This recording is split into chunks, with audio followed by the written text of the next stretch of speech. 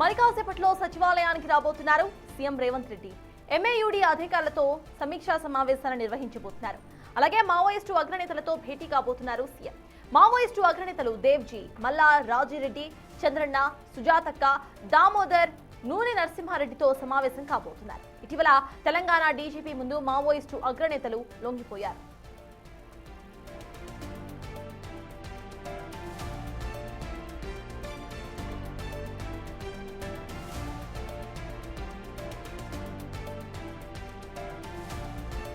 కాసేపట్లో సచివాలయానికి రాబోతున్నారు సీఎం రేవంత్ రెడ్డి. ఎంఏయుడి అధికారులతో సమీక్షా సమావేశం నిర్వహించబోతున్నారు. అలాగే మావోయిస్టు అగ్రనేతలతో భేటీ కాబోతున్నారు. ఆయన మావోయిస్టు అగ్రనేతలు దేవ్జీ, మల్లా రాజిరెడ్డి, చంద్రన్న, సుజాతక్క, దామోదర్, నూనె నరసింహారెడ్డితో సమావేశం కాబోతున్నారు. ఇటీవల తెలంగాణ డీజీపీ ముందు మావోయిస్టు అగ్రనేతలు లొంగిపోయారు.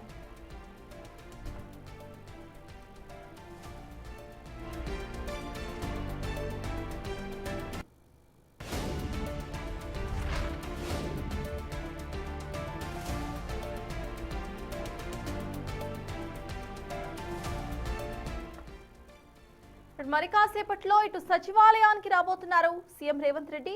ఎంఏయుడి అధికారులతో సమీక్షా సమావేశం నిర్వహించబోతున్నారు ఆయన. అలాగే మావోయిస్టు అగ్రనేతలతో సైతం భేటీ కాబోతున్నారు సీఎం.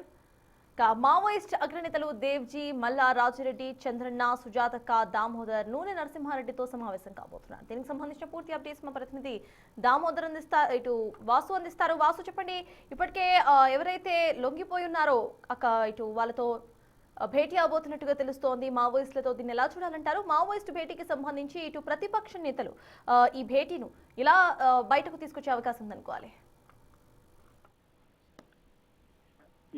మరి కాసేపట్లో ముఖ్యమంత్రి రేవంత్ రెడ్డి తెలంగాణ సచివాలయానికి చేరుకోబోతున్నారు. ప్రధానంగా మున్సిపల్ అడ్మినిస్ట్రేషన్, అర్బన్ డెవలప్మెంట్ అధికారులతో ఈ రోజు సమీక్షా సమావేశం నిర్వహిస్తా ఉన్నారు. అయితే ఇటీవల కాలంలో కూడా తెలంగాణ డీజీపీ శివధర్ రెడ్డి ముందు లొంగిపోయినటువంటి కేంద్ర కమిటీకి సంబంధించిన కీలక మావోయిస్టు నేతలు ముఖ్యమంత్రిని కలిసినట్టుగా మనకు సమాచారం అంతా ఉంది. ఇక మొత్తం సచివాలయం, ముఖ్యమంత్రి కార్యాలయం సంబంధించినటువంటి 6వ అంతస్తుతో పాటు మొత్తం సచివాలయం ప్రాంతాల్లో కూడా పూర్తి భద్రతను కట్టుదిట్టం చేశారు. ఇక జయవేడితో పాటు మల్లా రాజిరెడ్డి, చంద్రన్న, సుజాతక్క, దామోదర్, నూనె నరసింహారెడ్డితో పాటు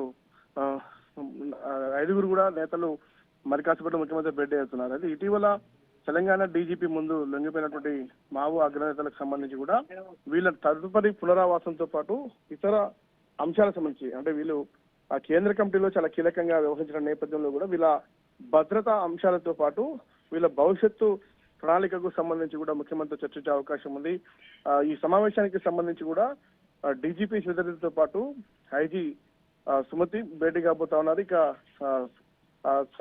ప్రభుత్వ సలహాదారుడు కేకే కూడా మరి కాసేపట్లో ఇక్కడ చేరుకోబోతున్న సమాచారం అంతా ఉంది.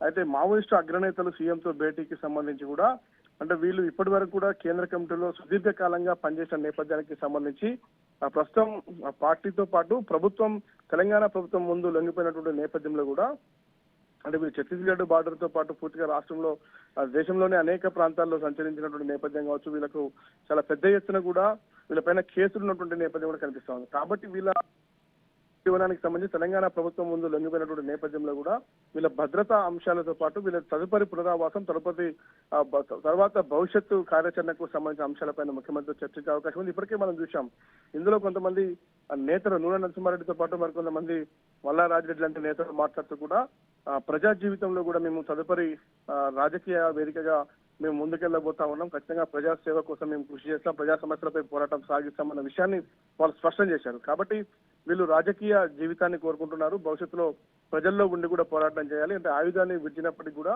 భవిష్యత్తులో మాత్రం ప్రజా ఉద్యమాలపైన, ప్రజా సమస్యలపైన పోరాటం చేసేందుకు సిద్ధంగా ఉన్నామని ఇటీవల డీజీపీ ముందు లొంగిపోయిన నేపథ్యంలో వీళ్ళు మాట్లాడారు. కాబట్టి ఈ రోజు ముఖ్యమంత్రి కూడా, అంటే ఆ రకమైనటువంటి వాతావరణాన్ని కల్పించే అంశానికి సంబంధించి తెలంగాణలో భవిష్యత్తులో ఎలాంటి వేధింపులు, వాళ్ళపైన ఎలాంటి ప్రాణహాని లేకుండా, ఎలాంటి ఇతర ఇబ్బందులు రాకుండా కూడా వీళ్ళకి ఇచ్చేటువంటి ఏదైతే పునరావాసానికి సంబంధించినటువంటి ఏర్పాట్లతో పాటు వీళ్ళకి వచ్చేటువంటి కంపెన్సేషన్ తో పాటు ఇతర అంశాలకు సంబంధించి పలు అంశాలపైన ముఖ్యమంత్రి చర్చించే అవకాశాలు అయితే కనిపిస్తా ఉన్నాయి.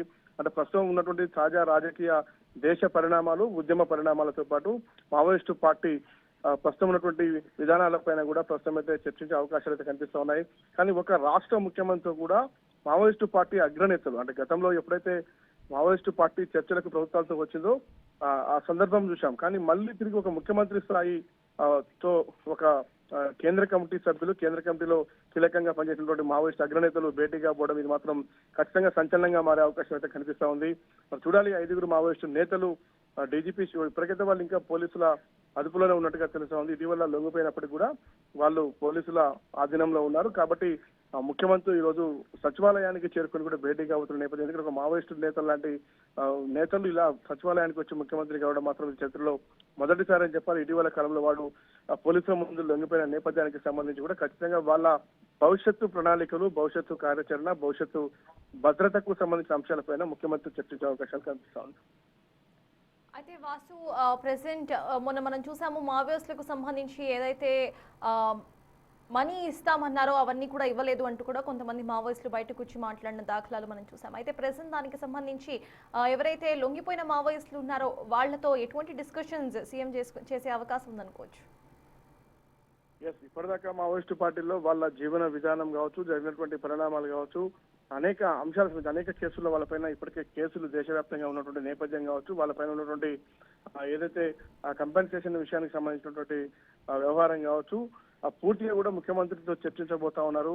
ఎందుకంటే రాజకీయాలకు మావోయిస్టు పార్టీకి విభిన్నంగా ఉండేటువంటి జీవితాలు కాబట్టి, అంటే ముఖ్యంగా ప్రధానంగా భవిష్యత్తులో మేము రాజకీయంగా ప్రజాసమలకు పైన ముందుకెళ్లాలని వాళ్ళు భావిస్తున్న నేపథ్యంలో కూడా ఈ అన్ని అంశాలను ముఖ్యమంత్రితో వాళ్ళు షేర్ చేసుకోబోతున్నట్టుగా మనకు సమాచారం అంతుంది. మరి చూడాలి, ఈ 5గురు నేతలు ముఖ్యమంత్రితో కలిసిన తర్వాత మరి మీడియాతో మాట్లాడే అవకాశం ఉందా అంటే ఇప్పటిదాకా వాళ్ళు మీడియాతో మాట్లాడడానికి ఇష్టపడలేదు. కానీ రీసెంట్ గా డీజీపీతో భేటీ అయిన నేపథ్యంలో, డీజీపీ ముందు లొంగిపోయిన నేపథ్యంలో వాళ్ళు మాట్లాడిన మాటలు చూస్తా ఉంటే వాళ్ళు భవిష్యత్తు కార్యాచరణకు సంబంధించి రాజకీయంగా వాళ్ళొక వారధిని కోరుకున్నట్టుగా సమాచారం అవుతుంది. దీనికి సంబంధించి మన ముఖ్యమంత్రి ఎలాంటి చర్చలు ఉంటాయి, వాళ్ళు ఏం చెప్పబోతున్నారో మాత్రం ఒక ఆసక్తికరంగా మారింది. Thank you Vasu. మొత్తానికి ఇటు మావోయిస్టులు ఎవరైతే లొంగిపోయారో వాళ్ళతో సీఎం ఇవాళ సమీక్షా సమావేశాన్ని నిర్వహించబోతున్నారు. వాళ్ళకి సంబంధించి వాళ్ళు ఏం మాట్లాడతారనేది సైతం వినబోతున్నారు. ఎంఏయుడి అధికారులతో సైతం సమీక్షా సమావేశాన్ని నిర్వహించబోతున్నారు సీఎం.